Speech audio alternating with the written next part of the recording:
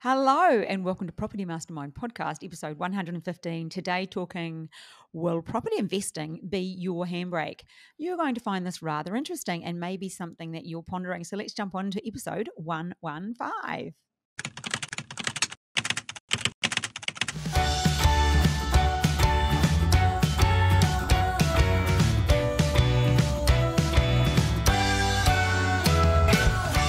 Hello and welcome to episode 115. Here we go, giving away the book as usual to Suzanne Bond. Suzanne, this is in the post to you. Page 121 is where we talk about property development, so skip straight to there and we'll look forward to talking to you again soon. Okay, welcome Bob. Thanks for jumping on as usual. Oh, I love it. Thanks for the invite yet again. It's less than an invite, but it's more of a, hey, we need to do the podcast. Yeah. Have you got any time? Well, have you got any time? Yes. Yeah. Who are you talking to? Who have you got time? When have you got time? And ironically, we're doing this one the day before it comes out, so hopefully it's ready in time. Okay. But Bob, just on us doing this podcast, I have to say that it's always useful to have your insights. After 40 years of property developing, you've got a bit going on. And you understand property development on such a deep level, especially when it comes to finance and money. I think that that's really a strength for you. Yeah, it is. Yeah. And God knows it's a big enough component of property development and investment for that matter. Yeah. So I think today's topic really suits you and your thought process, and I'll probably challenge a few of those. Oh, I'm sure you will. That's why You're always challenging my thought process. That's why God sent me here. He just sent me here to sit here and challenge you. You're suggesting you're a handbrake? Oh, gosh, no. No, I'm definitely not a handbrake. But anyway. You're an accelerator. I am the accelerator. Hey, just wondering if you had a tip for the week. Yeah, I was thinking about that the other day when some comment was made about my fashion sense. I'll go comfort over fashion most of the time. So you're saying that your tip is go comfort over fashion? Yeah. There are times when fashion might be important. You know, you might be heading off to the races and you got to look a particular way. What about those black shoes you used to wear and complain about all the time, the shiny ones? Oh, the shiny ones. Yeah, I'm still breaking them in. Breaking them in? It's been a few years. Yeah, I know. Well, I don't wear them a lot. But, so they're fashion over comfort? They are fashion over comfort. Do you regret it every time? Yeah. Okay.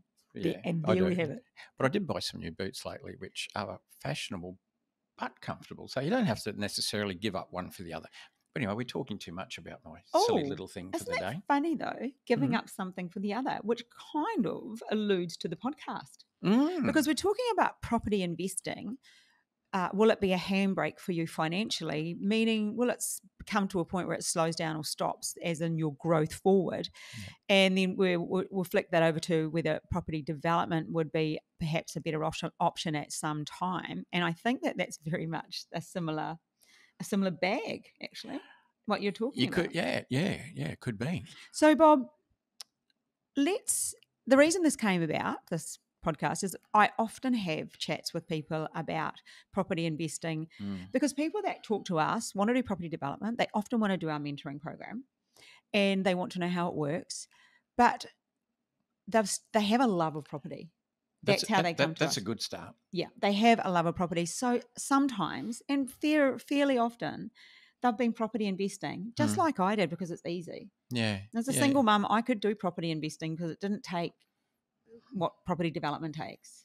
Sometimes that's the way it goes. You start off with property investing, then maybe move into, something a little bit more proactive like renoing, and you did all that. Yeah. And then maybe from there into property development, and you did all that. But it doesn't necessarily have to go that way. No, but the reason for this podcast is sometimes people have got into investing and they have a couple, 1, 2, 3 or 4 or whatever it is.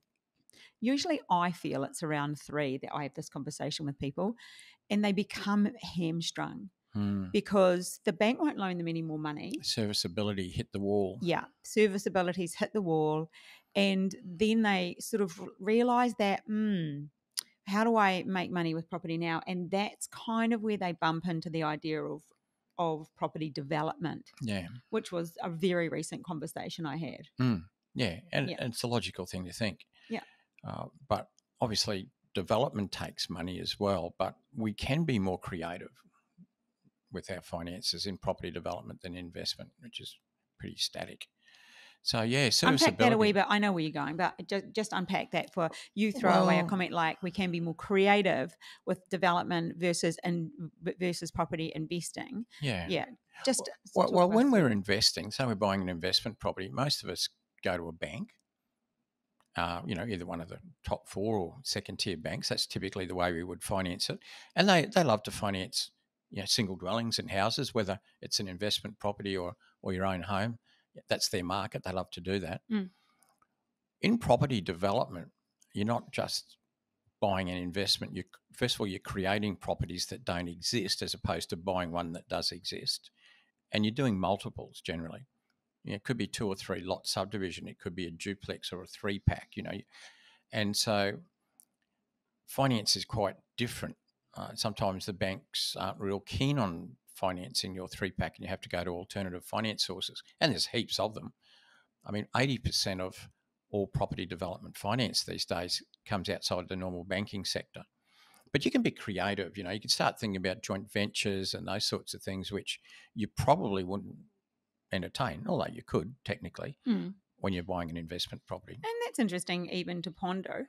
You could do joint venture, tenants in common ownerships with property investing. Yeah, you can, yeah. Oh, crikey, they'd get messy with structures though, wouldn't it? Oh, yeah, it can be relatively simple, but you're right. I mean, you could have 2 young people, friends who would like to buy an investment property. Either one can't on their own, but collectively, if they come together with a deposit and with their added serviceability of 2 people, can do it. And it has to be written up well so that, for instance, if one person wants to leave, how's that handled? Those sorts of things. But it certainly can be done. But it's not something you do a lot of. No. Most people think, well, I'll buy an investment property. If the bank says, well, you're not quite ready yet, well, they go and get ready.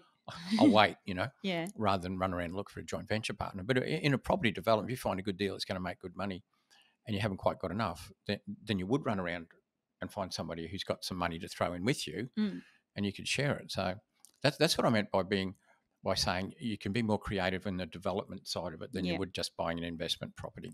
I think the other thing you brought to my attention when you were explaining it to one of our kids, not like our kids, we don't have children together, but we have a plethora between us.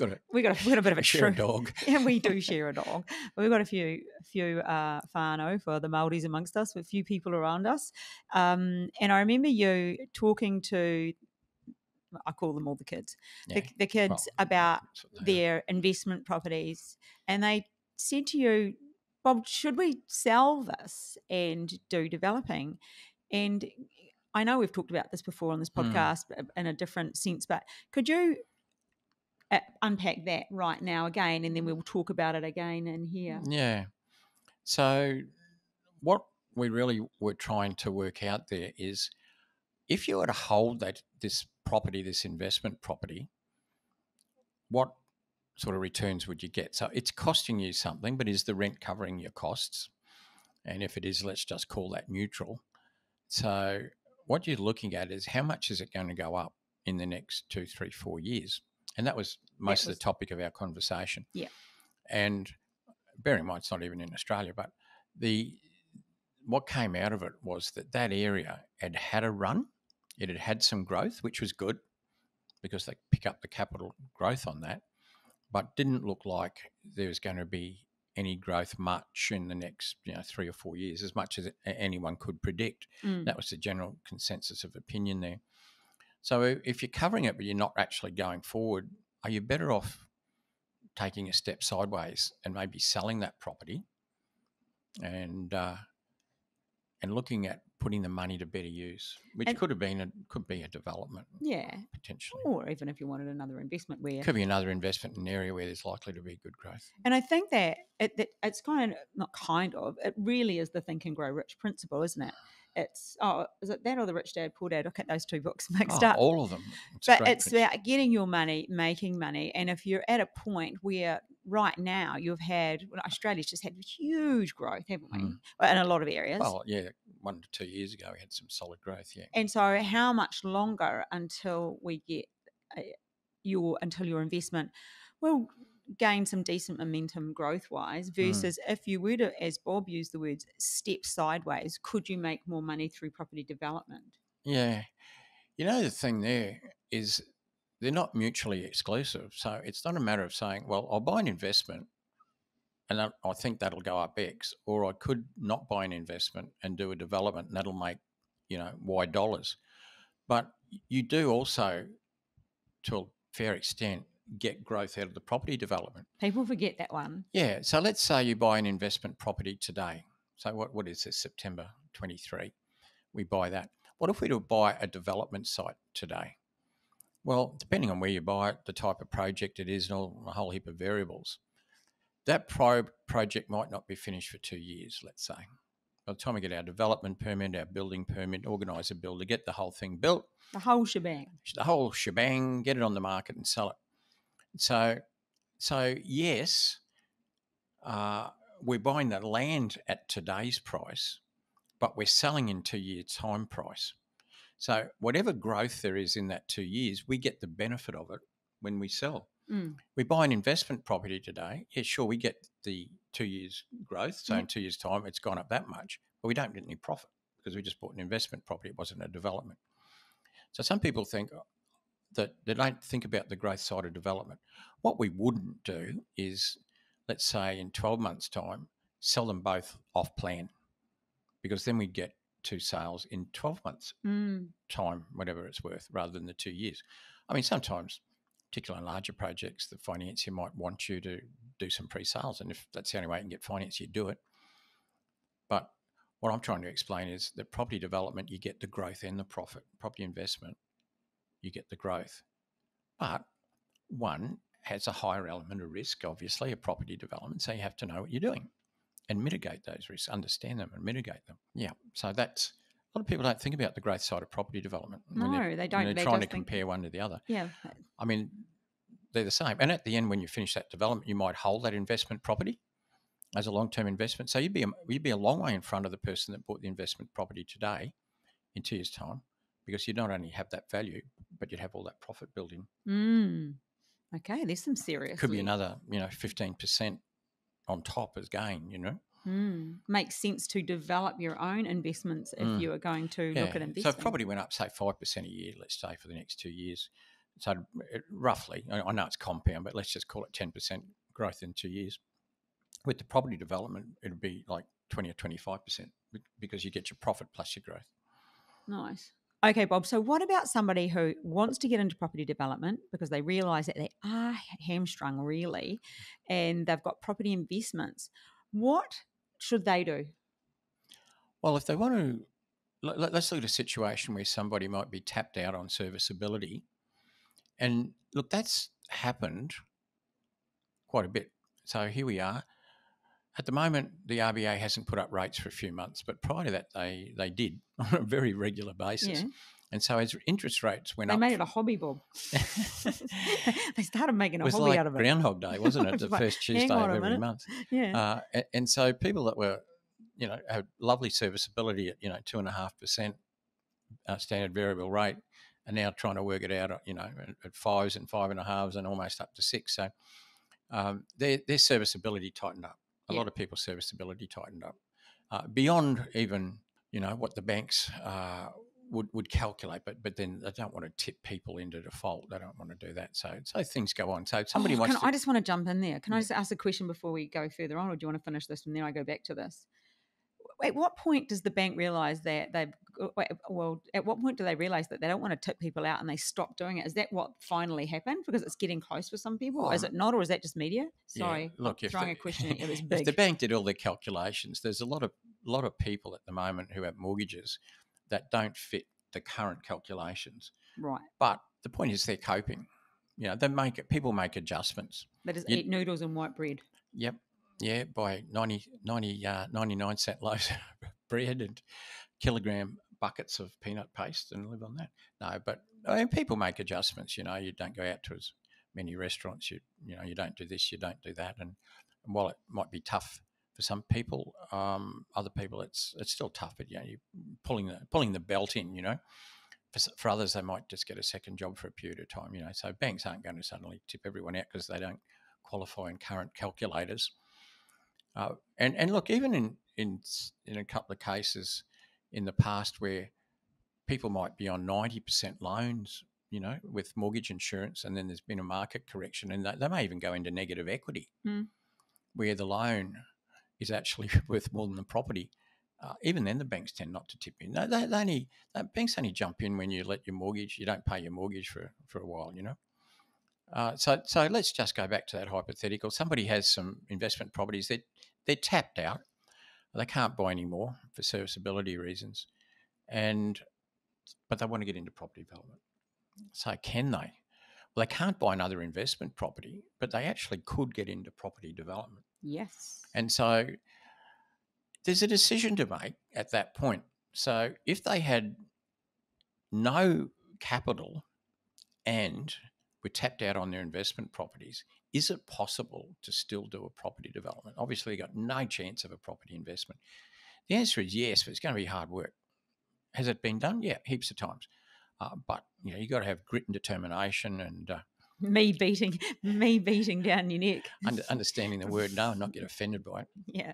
And in simple terms, I'm talking about someone could do a joint venture property development with somebody else who has the money. And so, of course, you can do it a property development if you don't have money and you're tapped out for serviceability. There's ways of doing it.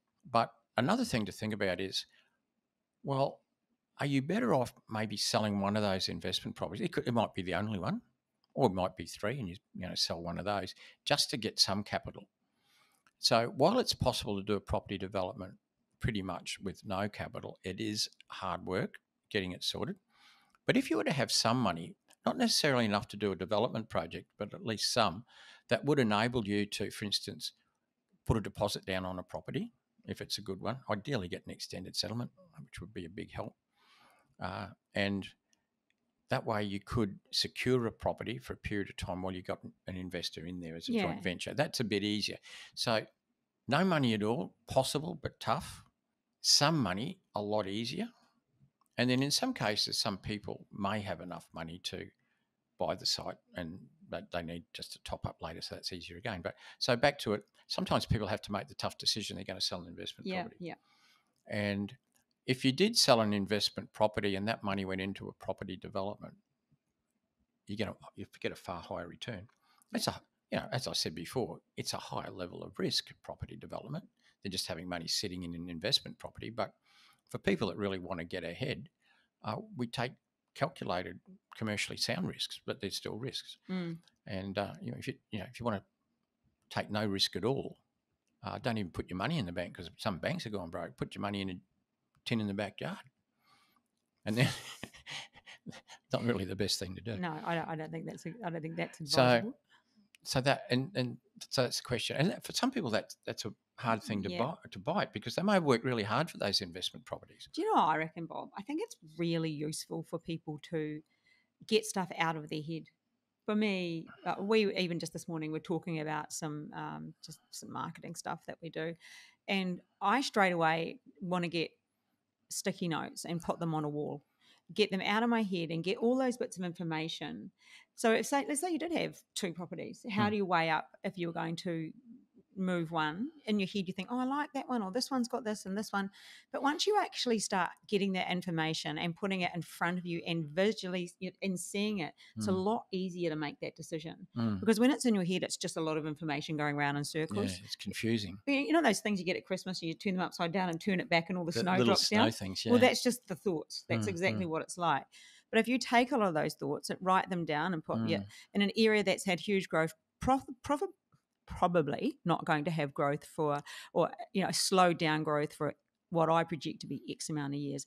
This area here, a lot of development going on, could be worth holding on to. Perhaps one day this could be this. If you were to put it all and then have one side for one particular property, one for the other, have pros and cons for each, and stand back and look, that can make that decision. That's being analytical as opposed to emotional. Yeah. I remember talking to somebody in our mentoring program once who'd reached the point where they realised it would be a good idea to sell one of their investment properties.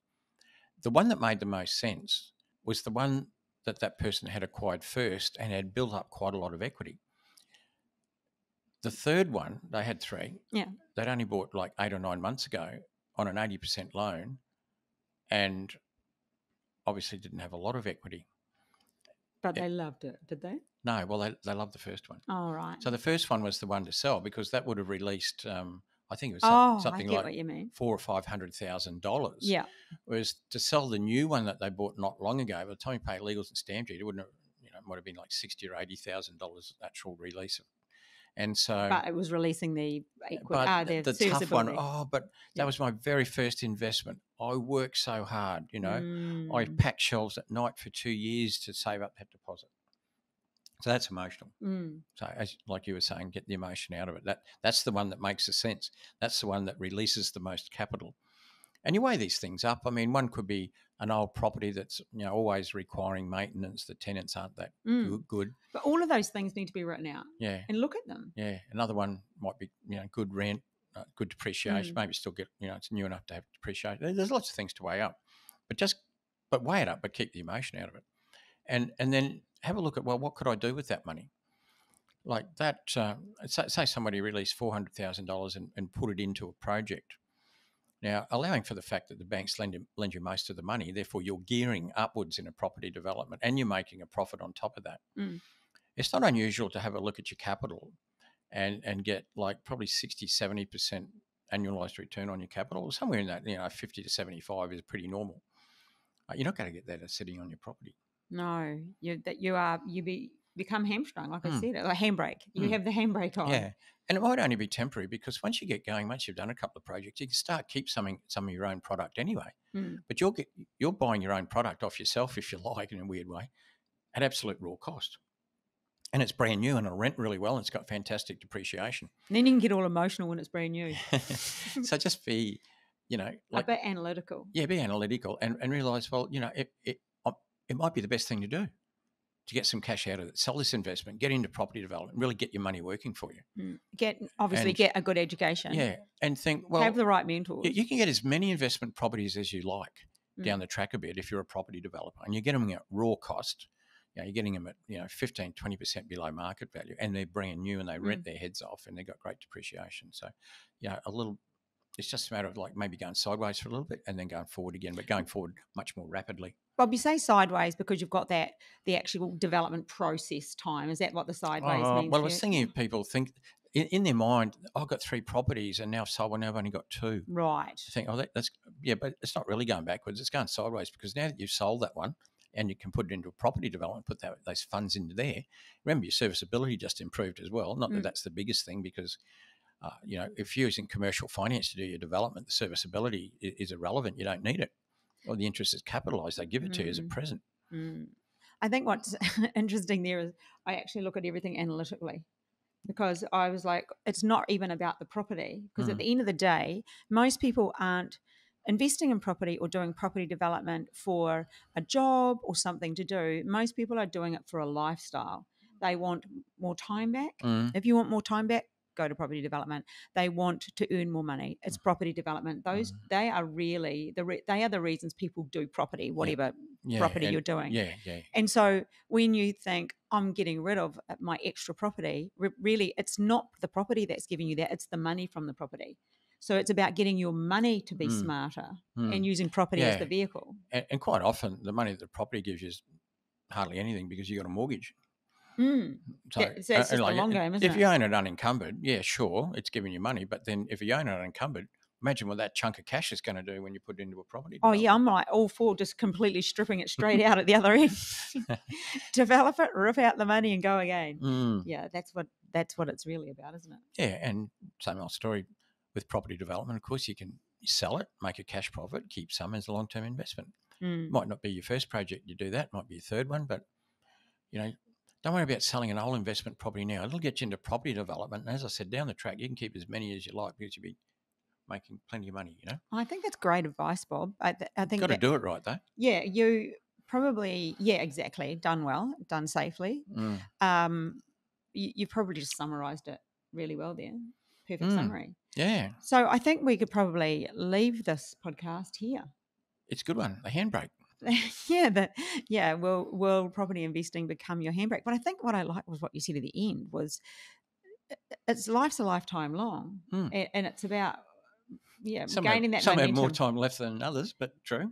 Yeah, it is gaining momentum. Yeah, yep.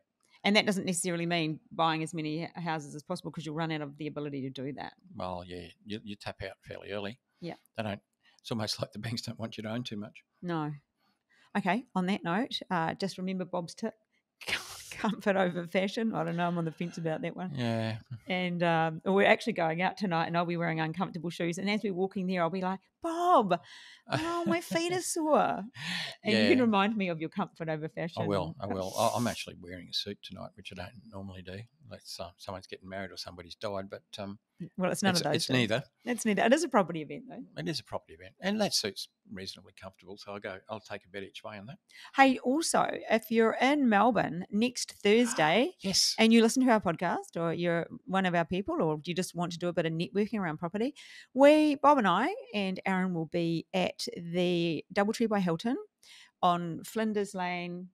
Flinders Street from 5 till 8. So come and join us for a bit of networking and a drink. Happy hour. We're there for happy hour. Is that the 14th of September, I think? I think it is. And it's not structured. We're not standing out the front and talking. No, it's not just selling anything. No, we're just going to have a drink because we're in town. Yeah, come and buy me a beer. because we're going to do the Great Ocean Road for a couple of days. So we thought, oh, well, there's probably a group of people that would want to catch up. So I'll be 100 after broadcasting it like that. Anyway, I'll text a few of you that I know that are in my phone, and most people are. I will send you a message, say, come join us. And I rang them yesterday to see if it was okay if we went there. And I said, it could be, I don't know, 5, 10, 15 people, 20. And they said, it's happy hour. And I thought there could be more now. Now that you put that on the podcast, it could be 100. But they might listen to it a week later and they'll be kicking themselves. Because it would have been just a fun night out. But anyway, you're welcome to come join us with people like Karen and Miles Allen. Be expecting to see you there. If you want to get entertained, yes, don't waste your money going to a comedy show. Come along to that and listen to Miles Allen, the comedian. Who else have we got down there? There's quite a few people from I think just Kieran's down there. Oh yeah, the good, the bad and the ugly, except there's no ugly. No. Okay, well, we will see some of you next Thursday at 5 o'clock, from 5 till 8, 9, 8 o'clock, 9 o'clock. And that will be great. And we'll catch you on next week's podcast as well. See ya. Bye.